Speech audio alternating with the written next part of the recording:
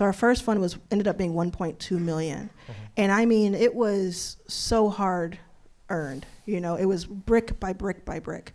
And we needed that last bit of it to close it out because we had companies in queue that we had chosen as 2% of what we had seen. So we really needed it just to keep going too. And so this person who was very wealthy came in, their people got in touch with me and said, you know, we're interested in doing this. They want to be anonymous publicly, so you wouldn't say who it was, this, and that. So I knew who it was. And the stuff started happening with Trump getting who's going to be the nominee, and he was the nominee, and he was going to do all this. And then these tapes come out of him saying things about grabbing women and sexual assault, him admitting to that.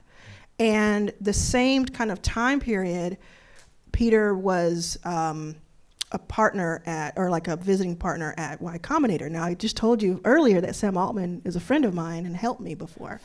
That did not stop the fact that I felt it was wrong for Peter to still be there and enjoy that privilege of being there. So I called that out on Twitter. I said, I'm no longer going to be sending companies that way. I'm not stopping them from going there. I'm not saying you're bad if you go there. I personally will not continue to send the deal flow that I have been helping YC with until he's gone. That was just my personal decision. And when I said that out loud, it became this whole thing. It was picked up in all of these at all this press, and Sam got in touch with me, and Michael got in touch with me. There was this whole thing. And at the same time, I was like, wait a minute. I know that this other person is so like entrenched in that Peter Thiel world. Let's just see what they're saying online about it. Like, it doesn't mean that they're a bad person, because Sam's not a bad person, right? And they're good friends. Let's just see what they're saying. And I go over to their social media, and they are just defending Thiel. I should say that Thiel, I'm sorry, I forgot to make the connection. He, during that same time, it was announced that he put another $1 million behind Trump.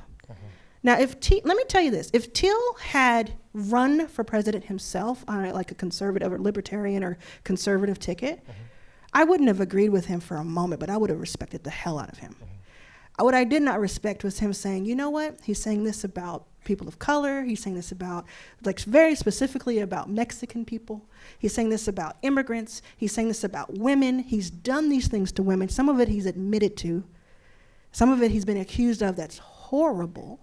He's also doing all these things that are going to affect us. It's not like we're talking about freedom of speech to, say what you want to say on Fox. We're talking about someone who could become the president.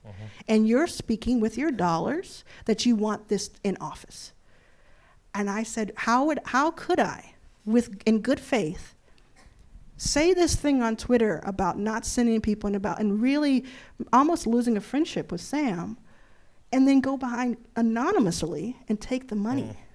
I just felt like I couldn't live with myself. Yep. No one would have ever known, but I would have known, and it just didn't make any sense to me. So I said, to the people that were vetting it, I said, this is a really hard decision, and I thank them for doing this. And that the thing was, it was actually $500,000 because they were going to have someone else in their portfolio come in as well. I said, I just can't take the money.